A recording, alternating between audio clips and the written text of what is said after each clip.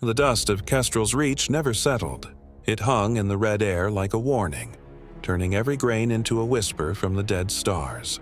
On the edge of the galactic frontier, where the authorities' light barely reached and the black beyond pressed close, the mining colony scratched a living from iridium veins deep under the crust. Here a boy named Eli arrived on a convict transport, 16, wide-eyed, with nothing but the clothes on his back and a head full of stories about wisdom being worth more than credits.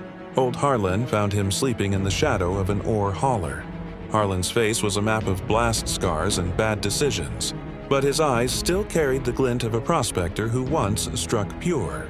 He took Eli in, gave him a bunk in the back of his claim shack, and began to speak, slow and deliberate, the way men speak when they know death is listening. "My son, if sinners try to seduce you, do not go along." Eli laughed, 16 and immortal. "Old man, the only sinners out here are the ones with bigger guns." But Harlan only pointed to the fresh graves along the ridge, miners who had followed the Crimson Coil gang into a sure-thing raid on an authority convoy. The sand now covered their markers. "They walk together," Harlan said. "Thieves do.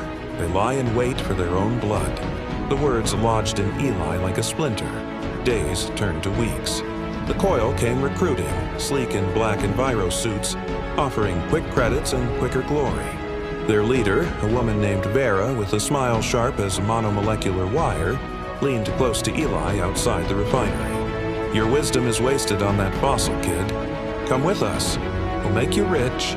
Eli felt the pull, the old hunger for something more than dust and debt. But Harlan S.'s voice drifted back. "Whoever listens to me will live securely and will be untouched by the terror of disaster." He turned Vera down.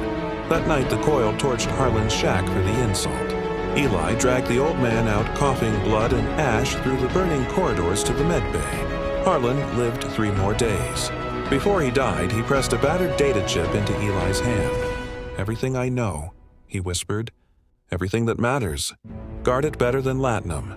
After the funeral, Eli opened the chip. It was the Book of Proverbs, translated straight from the oldest Hebrew scrolls. No authority edits, no softened edges, every warning raw and exact. The very first chapter began to burn itself into his mind as the colony lights dimmed. Wisdom keeps shouting in the street. In the markets, she raises her voice. At the head of the noisy streets, she calls out. At the entrance of the city gates, she speaks. "How long, you naive ones? Will you love being naive? How long will scoffers delight in their scoffing and fools hate knowledge?" Eli read on, heart pounding, while the wind rattled the shack walls.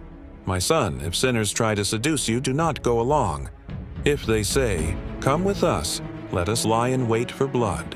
Let us ambush the innocent for no reason. We will find all kinds of precious wealth. We will fill our houses with plunder. Throw in your lot with us, we will all share the purse. My son, do not walk on the road with them. Keep your foot from their path. For their feet run to evil and they hurry to shed blood. For in vain is the net spread in the sight of any bird. But these men lie in wait for their own blood, they ambush their own lives." Every line mapped perfectly onto the colony's scars. When the Coil finally came for the vault, Eli was ready. They hit at dusk dawn, 30 skiffs kicking up red storms across the flats. Most miners were ready to open the gates.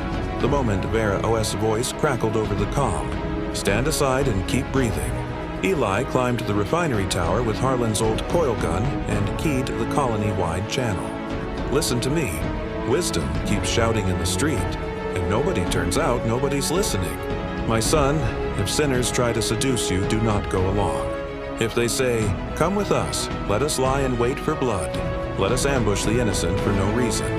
Throw in your lot with us, we'll all share the take.' Do not walk that road with them.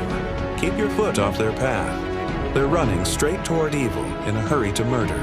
They're spreading a net in plain sight of the bird they want to trap.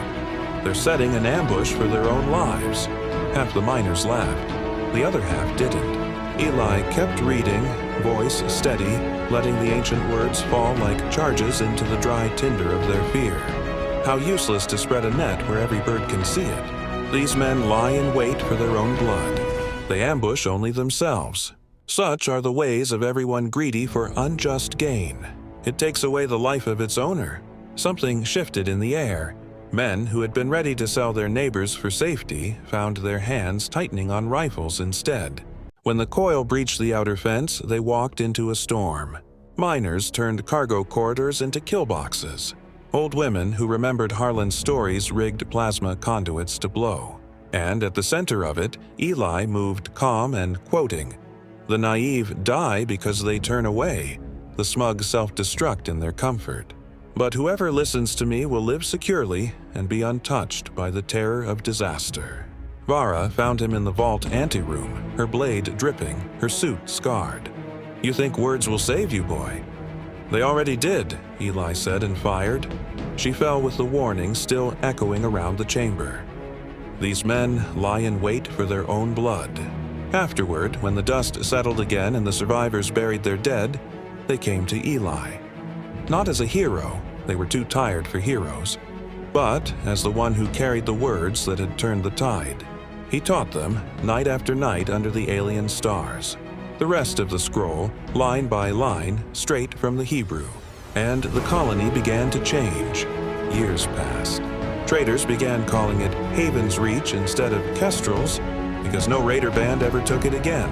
Prospectors spread out across the sector carrying copies of the chip Eli freely gave. And wherever they went, men began to say there was a place out on the rim where wisdom was valued above iridium. Eli grew old, face scarred now like Harlan's once was. On the night the doctors said would be his last, the whole settlement gathered outside the medbay. Children sat on their parents' shoulders. Old enemies stood shoulder to shoulder. Eli's voice was thin, but it carried to the back row. "My son, if sinners try to seduce you, do not go along. Whoever listens to me will live securely and be untouched by the terror of disaster." He smiled at all of them, closed his eyes. And out on the frontier, where the authorities' light still barely reached and the black beyond still pressed close, the dust of Haven's Reach finally began to settle. Because men and women had learned to walk in ways older than the stars. The fear of the Lord is the beginning of knowledge.